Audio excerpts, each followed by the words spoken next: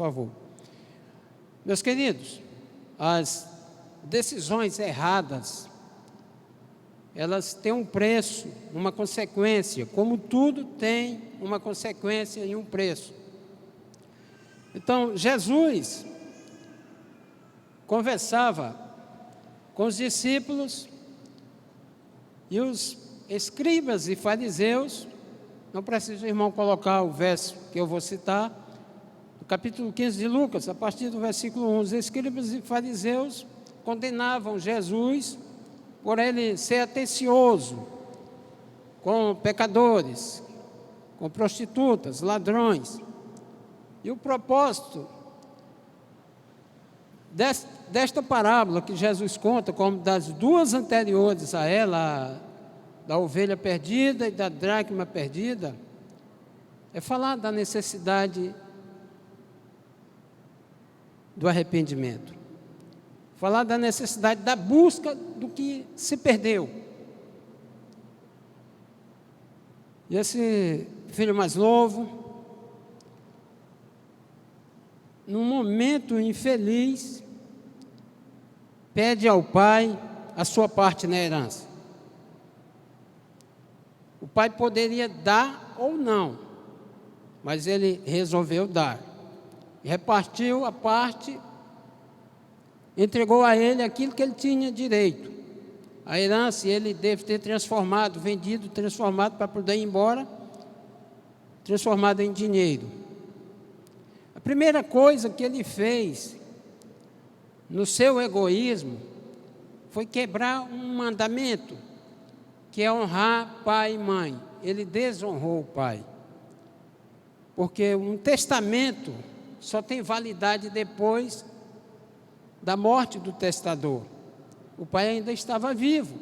É como se ele desejasse que o pai morresse. Ele não desejou apenas ir pelo mundo, viver a vida como ele bem quisesse, bem entendesse, gastar, porque é conhecida como a parábola do filho pródigo. O pródigo é gastador, esbanjador, dissipador. Mas é como se ele tivesse desejado também a morte do pai dele. E ele se afastou de casa. E o texto vai dizendo que ele gastou tudo que ele tinha numa terra bem distante. E aí começa o aperto. Você imaginar um jovem longe da casa do pai, onde tinha toda a proteção, onde tinha tudo do bom a seu tempo, ao tempo que ele quisesse, e agora, naquele arrobo de egoísmo, ele se separa do pai, vai viver a vida como bem quer, mas agora está na pior. O dinheiro acabou, não tem amigos. E ele recorre a alguém, a um empresário dali, pedindo trabalho em troca de alguma coisa. Mas era um trabalho tão miserável que não sobrava dinheiro para comprar comida. E ele cuidava de porcos, que era humilhante para alguém, para um judeu, e era humilhante para ele, que sempre teve uma vida boa. E ele desejava comer a comida dos porcos.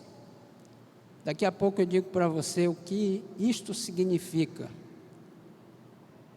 A Bíblia fala, memória não falha, acho que é Provérbios 14, verso 12, vê se é aí, irmão, que há caminhos que parecem direito, mas no final são caminhos de morte. Há caminhos que parecem certo ao homem, mas no final conduz à morte. Ele pensou que estaria fazendo a melhor coisa da vida dele. Ele não precisava do pai, ele precisava da herança, que é perecível e pereceu.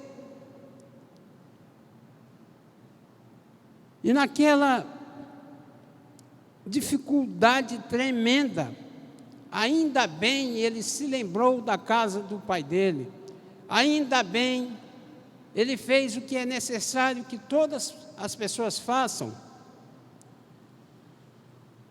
Porque a Bíblia diz, está escrito na Bíblia que todos pecaram e se separaram da glória de Deus. É necessário então um retorno, e esse retorno não vem apenas na imaginação de quem quer retornar. Ele entendeu que para retornar à casa do Pai, o mínimo que ele poderia fazer era pedir perdão. Mas ninguém pede perdão sem antes se arrepender do mal feito. É o centro da parábola. É o arrependimento e o perdão.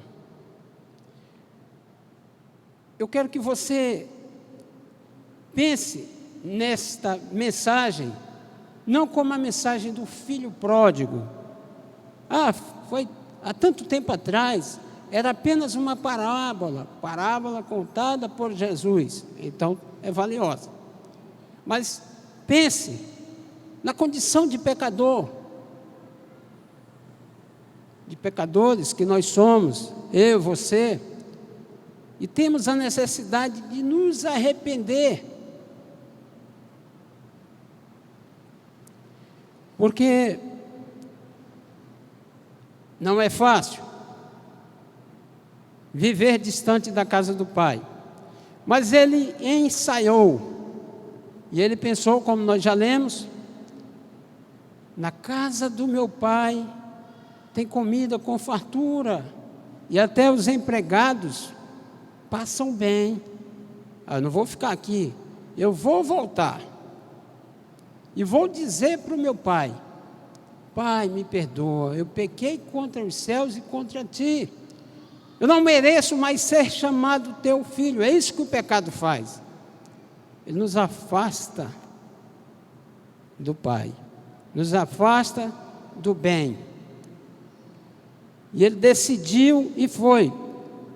Como nós falamos no título da mensagem, as nossas decisões determinam o nosso destino. Ele tomou o rumo errado por uma decisão, e agora ele toma o rumo certo por uma decisão. Nós temos o hábito de culpar as outras pessoas pelas nossas falhas. Quando eu erro, a culpa é minha, porque a consequência vem sobre mim. Eu não posso acusar qualquer pessoa, o Daniel, por exemplo, eu não posso acusá-lo pelo meu erro. A consequência não virá sobre ele, virá sobre mim. Eu tenho que, no mínimo, assumir a responsabilidade pelo que eu fiz. E ele fez bem em fazer assim. Ele não botou a culpa no filho mais velho, que ficou em casa, no irmão mais velho. Não botou a culpa no pai. Mas a culpa foi do meu pai, porque me entregou a herança, ele podia não ter entregue. Ele assumiu a própria culpa, reconheceu o erro e agora se arrepende. Que a mensagem central da Bíblia, arrependei-vos e convertei-vos. E ele sabia que não teria como voltar para a casa do pai, apenas chegando, achando a porta aberta ou forçando a porta e entrando. Ele precisava se acertar com o pai. É preciso que nós façamos um acerto com Deus. O pecado nos afasta de Deus. A rebeldia, o egoísmo de querer ter a sua vida como se fosse apenas sua e não de Deus, afasta você de Deus, afasta a mim também de Deus, nos afasta de Deus. Ele reconheceu e voltou. Aí que entra a melhor parte da história. Ele volta para a casa do pai, e o pai o avista, longe, não sei qual a distância, não era tão perto, mas também não era 1 quilômetro, porque o pai foi correndo, o abraçou e o beijou. Um momento de felicidade.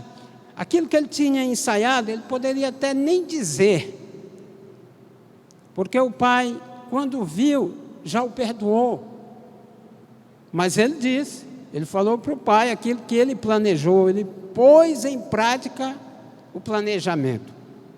E ele falou para o pai: pai, eu pequei contra os céus e contra ti, eu não mereço ser chamado teu filho.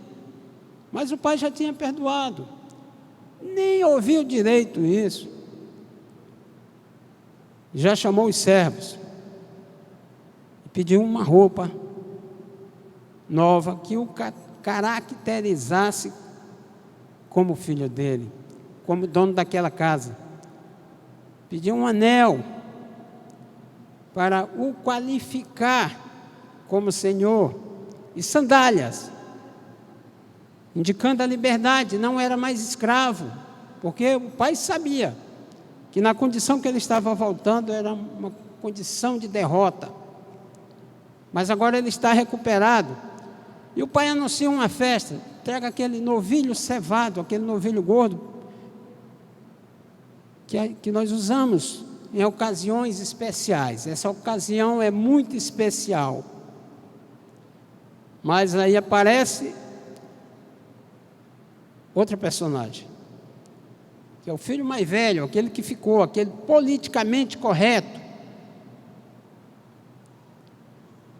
E ele vê aquele movimento todo e pergunta, aquela algazarra, dança, música, chamam dos servos: o que está acontecendo? E o rapaz diz: olha, teu irmão, aquele voltou, teu pai resolveu fazer isso. E ele já fica estourado de raiva, tomado pelo rancor. Ele também desonrou o pai, quebrou um mandamento, porque ele não respeitou a decisão do pai. Quem deu a herança foi o pai deu porque quis e respeitou a parte do primogênito, do mais velho. Só deu a parte, o texto diz que ele deu a parte a que o filho mais moço tinha direito. Não tomou nada do filho mais velho, do irmão mais velho do outro lá. Mas ele também faltou com respeito ao pai. Foi egoísta, foi ranzinza. Mas agora, ele era o errado, porque o outro já havia se arrependido. Essa é a moral da história. É nós entendermos quando erramos e nos arrependermos. Cairmos em nós, ele caiu em si. Reconhecermos o erro, o nosso erro. E tomar a decisão correta, que muda o nosso destino. Ele não ia, agora ele não teria mais direito à herança, ele já teria gasto, mas ele não queria mais isso. Ele já tinha provado dessa parte, ele queria estar com o pai, voltar para a casa do pai.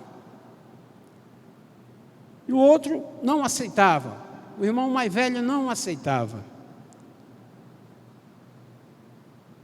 Porque ele se julgava correto e se achava na condição de condenar o outro. Ele não levou em conta a alegria do pai por ter o filho mais moço de volta, não levou em conta o arrependimento do irmão mais novo, ele só pensou na raiva dele, na razão dele. Meus amigos, meus amados, acontece muito no nosso meio, dentro da casa de Deus. Eu não tenho condições de dizer quais são as pessoas, mas às vezes acontece comigo, sejamos sinceros. Pode ser que aconteça com você, eu não sei. De você não querer dar nada para alguém porque ele perdeu o direito.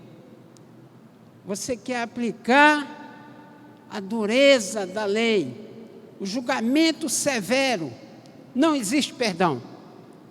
Mas a Bíblia fala disso. Se você não perdoar aqueles que erram contra você, muito menos Deus vai perdoar você. Todas as pessoas dizem, e é verdade, Deus é fiel. Realmente é. E aí que mora o grande perigo daqueles que são aparentemente corretos, religiosos, que cuidam dos ritos cerimoniais, mas passam longe da verdade, julgar as outras pessoas. E tinha mais um erro nele. Na primeira carta de João, no capítulo 4, verso 20,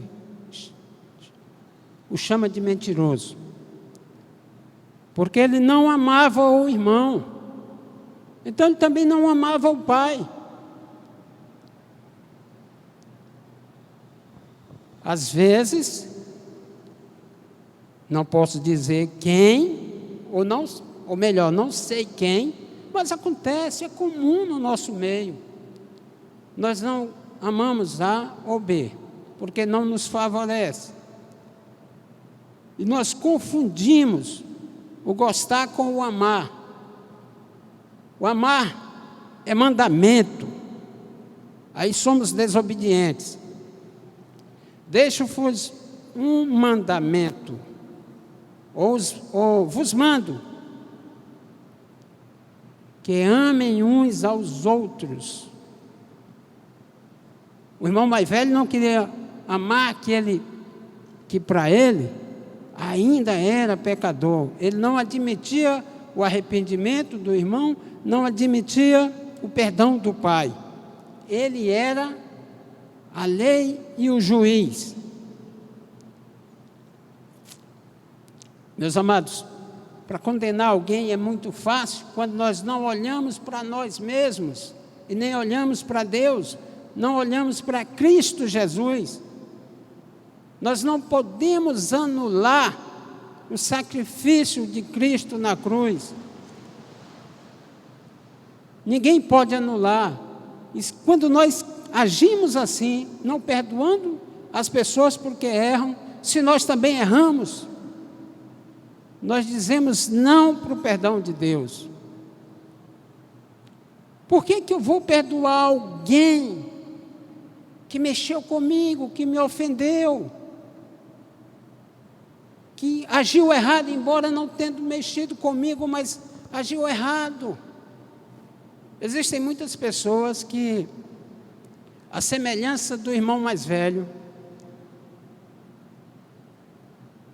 têm o coração duro, a mente poluída, e nunca são transformados. Eles não ousam sair da casa do pai, porque eles mantêm o rito cerimonial, a aparência de crente. Mas precisam ser mais do que isso. Nós precisamos ser cristãos. Graças a Deus, hoje pela manhã o irmão Francílio pregando, ele falou nisso. Como operacionais na casa de Deus, é necessário a nossa existência. É necessário que nós estejamos dispostos a trabalhar no templo. Mas é necessário também que nós encaremos de frente e com verdade, e como verdadeiros, a condição de cristãos. Não apenas frequentadores do templo, mas cristãos, não apenas moradores na casa do Pai, mas filhos verdadeiros, e que se arrependem, e que querem mudar de rumo. Irmão, coloque, por favor, Provérbios capítulo 28. Porque se nós não mudamos, verso 13, se nós não mudamos, vamos ser os mesmos a vida toda, mantendo a aparência de bons. O que acontece? Quem esconde os seus pecados não prosperará, mas quem os confessa e os abandona encontra misericórdia. Amém. O grande valor de nossas vidas, o grande valor de cada um de nós, não é o que nós somos, o que nós temos, o que nós parecemos, mas é se nós temos comunhão verdadeira com Deus, na pessoa de Cristo, através do Espírito Santo que habita em nós. A interrogação: habita? A palavra de Deus é clara. Efésios capítulo 1, verso 13. Depois que nós ouvimos a mensagem e que nós cremos, nós somos selados com o Espírito Santo. Ele passa a ser nosso dono, porque o preço já foi pago na cruz. Mas é se nós cremos verdadeiramente, crendo e obedecendo, fazendo a vontade de Deus. Não apenas como operários da casa de Deus, mas como filhos amados, filhos que confiam no amor do Pai, na generosidade do Pai. E se Deus, o Pai, é generoso conosco, nós temos que ser generosos com as outras pessoas. Ou nós não fomos perdoados dos pecados tantos pecados que cometemos, de tantos pensamentos profanos que tivemos, o que podemos ter, não recebemos perdão?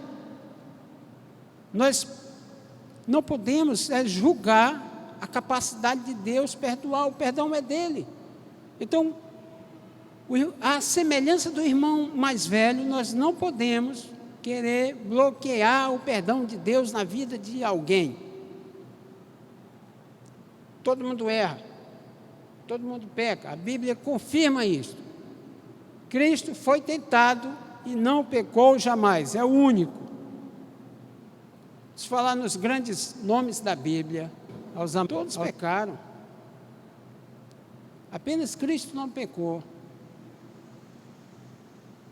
Paulo se diz o maior dos pecadores, o mais miserável. Paulo, o apóstolo Paulo. E eu digo o que de mim, meu amado? Eu careço do perdão de Deus diariamente, porque pensamentos, palavras, ou algo que eu deixo de fazer, ou como eu trato o meu irmão, como eu julgo o meu irmão. Talvez você não se identifique com o filho quando é pródigo. Talvez você não se identifique com o irmão mais velho, mas é assim que nós somos: filho pródigo e irmão mais velho. Você quer se identificar com aquele que perdoa, então você tem que perdoar, tem que praticar o perdão, tem que fazer esse exercício. Nós temos recebido de Deus misericórdia, graça sobre graça. Nós não temos merecimento de ser chamados filhos de Deus.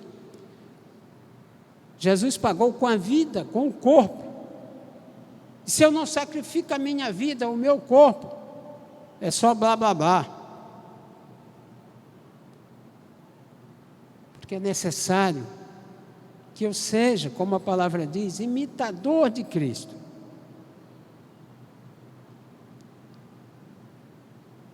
É necessário que eu seja feliz com os sofrimentos que me vêm por eu ser cristão. Porque é muito fácil negar Cristo. Quando nós tiramos um pouco a atenção, negamos a Cristo. Todas as pessoas, muitas das pessoas, quase todas as pessoas, têm vontade de fazer parte de uma igreja evangélica. Está quase na moda, ou está na moda. Mas é necessário ir além disto, mais do que isto, fazer parte de uma igreja. É necessário fazer parte dos céus, da glória de Deus. Nós buscamos muitas coisas. O irmão que foi perdido também buscava a felicidade no mundo e não encontrou. Eu já busquei muito minha felicidade no mundo, mas não encontrei. Se você busca a sua felicidade ainda no mundo, eu quero poupar você da decepção, não vai encontrar. É necessário que você planeje, porque nada acontece por acaso, como aquele homem perdido planejou. Buscar a presença, buscar a intimidade da casa do Pai. Não andar dissolutamente, não viver de qualquer maneira por aí. Sabia? Você tem valor, sabia? O preço pago por você foi muito alto. Foi o mais alto preço. É muito triste quando me deparo com situações de pessoas que falam mal da pessoa de Cristo. Eu até admito que se fale mal do pastor. Você tem boca, diz o que quer. Fale mal do pregador. Olha, viu? Fale mal de qualquer irmão. Mas tem gente que fala mal da igreja. Fala mal de Jesus. Tem que fazer uma introspecção,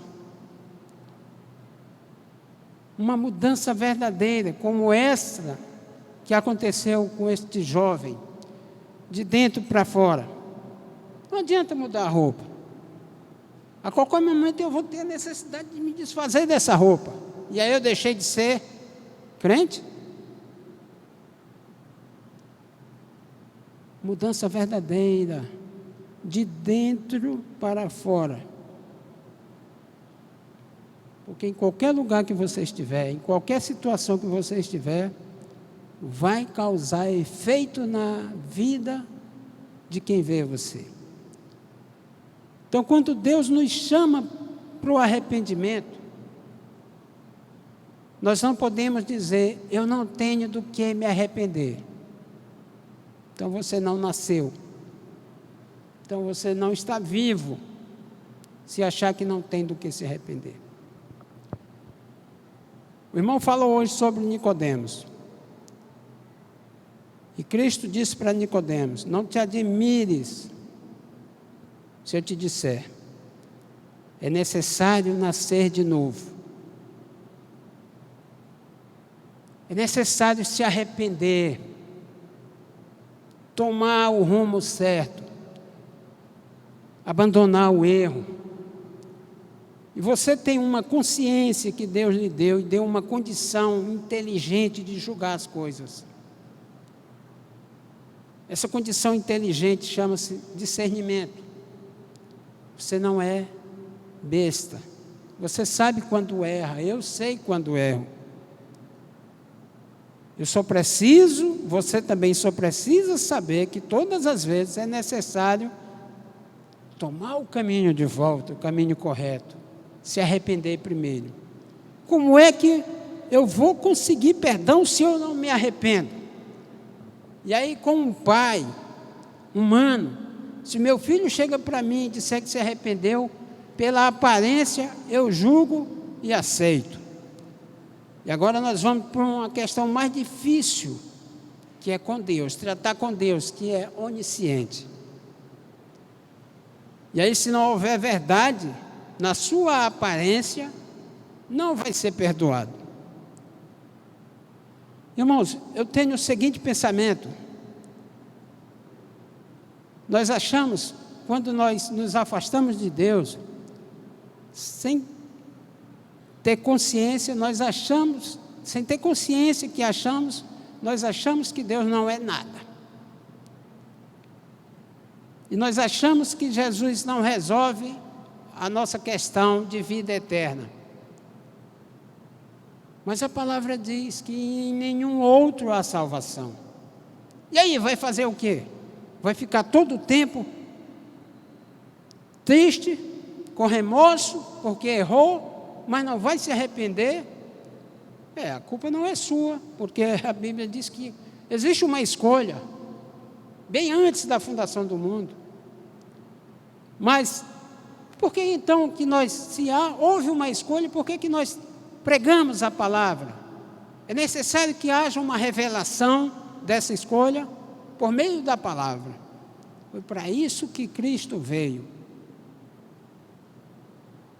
Para deixar conosco o Espírito Santo, que penetra na sua maior intimidade. Ele não frequenta você, ele habita em você, até quando você o expulsa. Então, meu amado, eu quero pedir que a igreja, a primeira igreja batista em Timon, comece a orar agora.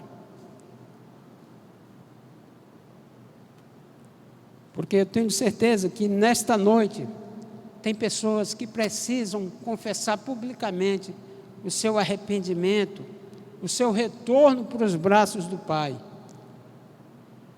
Eu quero falar com dois tipos de pessoas.